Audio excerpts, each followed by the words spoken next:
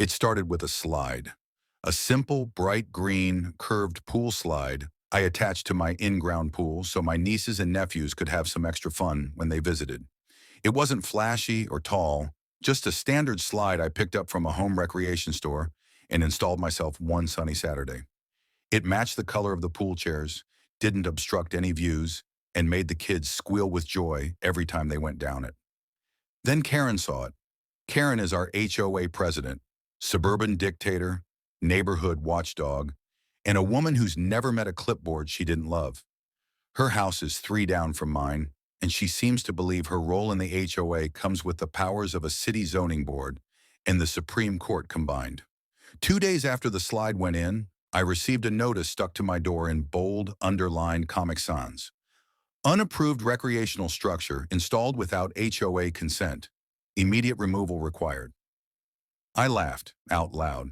I thought it was a joke at first. Then I read the second page. She cited visual inconsistency with community standards and said it might attract non-resident usage. Seriously? It's a pool slide, not a water park. Or so I thought. I called Karen. Karen, it's a slide for kids in my fenced-in backyard. You can't be serious. I'm always serious about neighborhood standards, she replied like a Bond villain with a planner. You didn't get approval. The slide must come down. I could have gone the official appeal route. I could have begged the board, written long-winded emails, maybe even compromised with a tan-colored slide that matched her house paint. Instead, I chose chaos.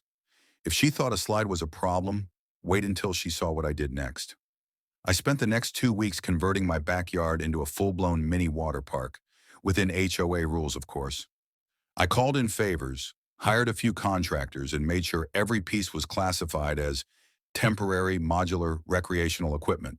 I added a second slide, taller and twistier, a splash pad with built-in sprinklers, a 25-foot inflatable water obstacle course, a misting arch tunnel labeled hydration zone, inflatable palm trees for shade and decor, a snow cone stand run by my teenage neighbor lawn chairs arranged like a resort with mini tiki umbrellas, and I made sure to install a large laminated sign by the fence.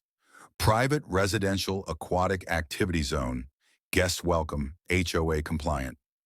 The first weekend it opened, the neighborhood kids lined up at my gate like it was Disneyland. Parents brought coolers, someone brought a Bluetooth speaker and a bubble machine. It was a hit. Then Karen appeared. She stood at the edge of my yard, mouth slightly agape, clipboard trembling in her hand. This is outrageous. I handed her a frozen lemonade. Actually, it's all temporary. Nothing's fixed to the ground. Section 6.2 of the HOA guidelines allows for seasonal recreational installations. She left in a huff, but I knew what was coming. An emergency HOA board meeting. They showed up, inspected everything, measured distances, checked noise levels. They even read the hydration zone sign aloud like it was a declaration of war.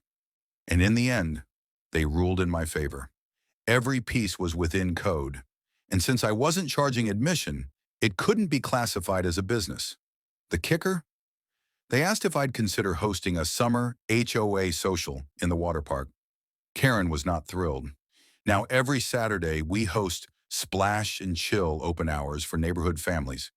Kids are happy, parents get a break, and Karen has started putting up lattice panels around her backyard like they're emotional support barriers. The slide? Still there. The water park? Thriving. And Karen? She hasn't spoken to me in weeks, which might be the best gift of all.